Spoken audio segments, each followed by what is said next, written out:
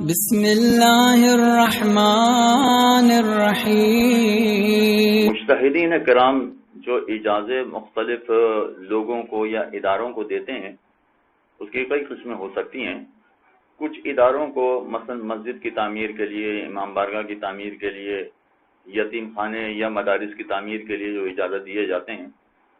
ان میں یہ تحریر ہوتا ہے کہ ان کو ایک خاص رقم تک خمس وصول کرنے کی اجازت ہے۔ مثلا فرض کیجئے کہ کہیں امام بارگاہ یا مسجد تعمیر ہو رہی ہے تو اجازے میں یہ لکھا ہوتا ہے کہ مثلا یہ 1 کروڑ روپے تک خمس وصول کر سکتے ہیں، مگر اس میں بھی یہ شرط لگائی گئی ہوتی ہے کہ اگر یہ سہم امام کے 100 روپے وصول کر رہے ہیں تو اس میں سے آدھا خود خرچ کریں اور آدھا مجتہد کو بھیجیں، یا سہم امام اور سہم سادات دونوں اگر وصول کر رہے ہیں تو آدھا خود خرچ کریں اور آدھا وہاں بھیجیں، یعنی مجتہد کو بھیجیں۔ ایسا نہیں ہوتا ہے کہ یہ سارا کا سارا پیسہ خود رکھیں اور سارا کا سارا خود استعمال کریں۔ عام طور پر جو اجازت دیے جاتے ہیں وہ اس طرح کے ہوتے ہیں کہ آدھا آپ استعمال کریں اور آدھا مجتہد کو بھیجیں تاکہ وہاں سے مجتہد کی رسید آ جائے۔ تو کچھ ادارے ہوتے ہیں کہ جن کو ایک خاص مقدار میں اجازت دی گئی ہوتی ہے کہ آپ 1 لاکھ خرچ کریں یا 1 کروڑ خرچ کریں۔ چنانچہ وہ سارے افراد کے جو ایسے اداروں کو خمس دینا چاہیں وہ 1 کروڑ کی مقدار میں مثلا ان کو خمس دے سکتے ہیں، اس لیے کہ 1 کروڑ کی اجازت ان کو دی گئی ہے، لیکن اس سے زیادہ پھر ان کو خمس نہیں دیا جا سکتا ہے، اس لیے کہ مجتہد نے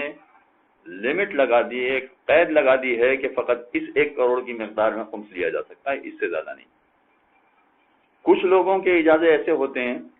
کہ وہ افراد کو دیے جاتے ہیں، اور افراد کو دیے جانے کا مطلب یہ ہوا کہ ان کو یہ کہا گیا ہے کہ آپ مثلا 1/3 خود استعمال کریں اور 2/3 وہاں پر بھیجیں۔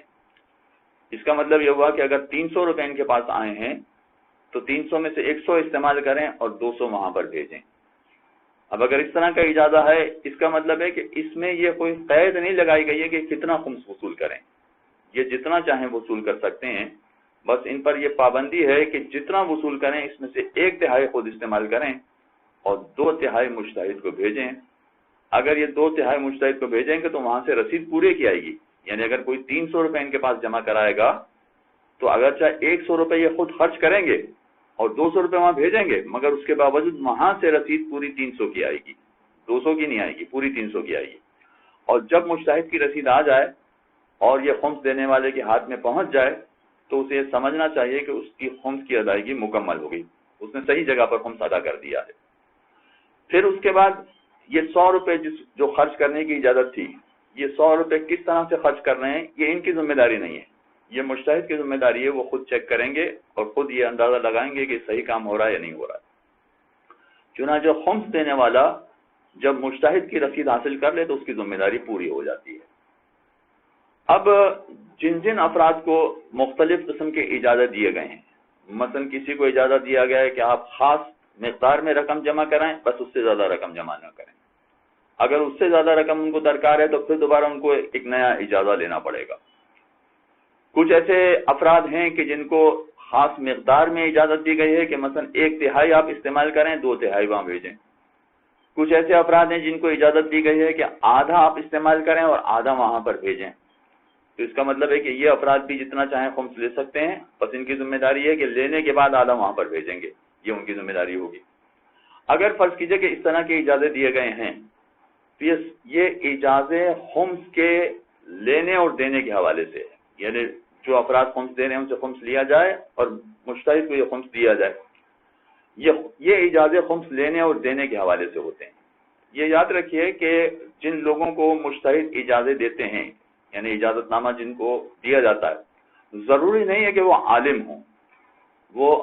غیر عالم بھی ہو سکتے ہیں، عالم کے علاوہ کوئی اور شعبے سے وابستہ بھی ہو سکتے ہیں، پھر بھی ان کو اجازت نامے دیے جا سکتے ہیں۔ خصوصیت سے جیسے مسجد کے ٹرسٹی ہیں، امام بارگاہ کے ٹرسٹی ہیں، یا دوسرے ادارے چلانے والے ہیں، یا خاص پروجیکٹ انہوں نے شروع کیا ہوا ہے اس کے حوالے سے ان کو اجازت نامہ دیا گیا ہے، تو ان سب کو جو اجازت نامے دیے گئے ہیں یہ عالم نہیں ہیں۔ اور اگر افراد کو بھی اجازت نامے دیے گئے ہیں تو اس کا بھی یہ مطلب نہیں ہے کہ ان کا عالم ہونا ضروری ہے۔ فرض کیجئے کہ کسی کو اجازت نامہ دیا گیا ہے کہ آپ خمس وصول کریں اور 1/3 استعمال کریں، 2/3 وہاں پر بھیجیں، تو اگرچہ یہ اجازت نامہ ان کو مجتہد کی طرف سے دیا گیا ہے، مگر اس کے باوجود ضروری نہیں ہے کہ یہ شخص بھی عالم ہو، عالم ہونا ضروری ہے۔ خمس کے اجازے کے حوالے سے علم کا کوئی تعلق نہیں ہے، عالم ایک الگ شعبہ ہے، اور اس شعبے کے اعتبار سے وہ آیت اللہ سیستانی کے مسائل بتائے گا۔ عین ممکن ہے کہ جس کے پاس آیت اللہ سیستانی کا اجازہ موجود ہو وہ عالم نہ ہو، اور اگر عالم نہیں ہے تو اس کو آیت اللہ سیستانی کے مسائل بالکل نہیں پتہ ہوں گے، وہ بالکل نہیں جانتا ہوگا۔ چنانچہ یہ تصور کرنا کہ آیت اللہ سیستانی نے ان کو وکیل بنایا ہے یا ان کو اجازت نامہ دیا ہے تو ضرور آیت اللہ سیستانی کے مسائل بھی جانتے ہوں گے، ایسا ہرگز نہیں ہے، اس کا اس سے کوئی تعلق نہیں۔ اس کے مقابلے میں بہت سارے علماء ایسے ہیں کہ جو آیت اللہ سیستانی کے سارے مسائل جانتے ہیں، مسائل سارے جانتے ہیں، مگر اس کے باوجود ان کے پاس اجازت نامہ نہیں ہے۔ انہوں نے آیت اللہ سیستانی کا اجازت نامہ لیا ہی نہیں ہے، اس لیے کہ ان کی اپنی دیگر مصروفیات ہیں، وہ اس کام میں نہیں پڑے ہیں۔ چنانچہ عالم ہیں، آیت اللہ سیستانی کے سارے مسائل وہ بتائیں گے،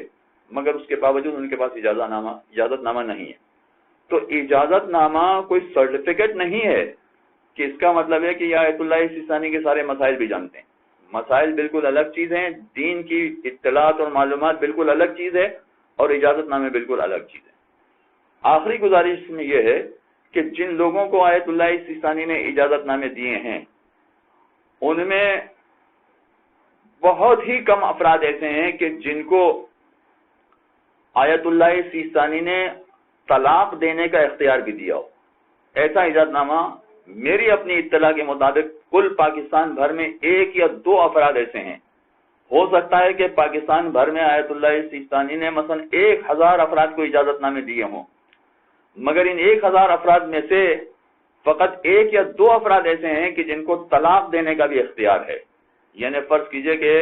شوہر اپنے ظلم و ستم کی وجہ سے بیزار ہو گئی ہے اور عورت اپنے شوہر سے طلاق مانگ رہی ہے، مگر شوہر طلاق نہیں دے رہا ہے اور یہ کہہ رہا ہے کہ میں تمہیں ساری زندگی لٹکا کے رکھوں گا، تو عورت حاکم شرع یا اس کے وکیل کے پاس جا سکتی ہے اور اسے طلاق لے سکتی ہے، مگر ہر حاکم شرع نہیں، ہر وکیل نہیں،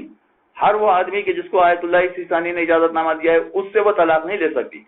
یہ فقط خاص چند افراد ہوتے ہیں کہ جن کو آیت اللہ سیستانی نے طلاق دینے کا بھی اختیار دیا ہوتا ہے، فقط وہی طلاق دینے کا اختیار رکھتے ہیں، باقی کوئی اختیار نہیں رکھتا۔ جیسا میں نے ابھی گزارش کی کہ میری اپنی معلومات کے مطابق پاکستان میں فقط 1 یا 2 افراد ایسے ہیں کہ جن کو یہ اجازت دی گئی ہے، یہ اختیار دیا گیا ہے کہ وہ شوہر اگر طلاق نہ دے رہا ہو تو عورت کو طلاق دے کر ان دونوں کے درمیان علیحدگی اختیار کریں۔ چنانچہ یہ اجازت نامے کی تفصیل ذرا سمجھنا زیادہ ضروری ہے تاکہ بہت ساری باتیں جو خمس کے حوالے سے ہیں اور دیگر مسائل کے حوالے سے ہیں وہ سمجھنے میں آسانی ہو جائے۔ وصلی اللہ علی محمد اللهم صل على محمد وآل محمد۔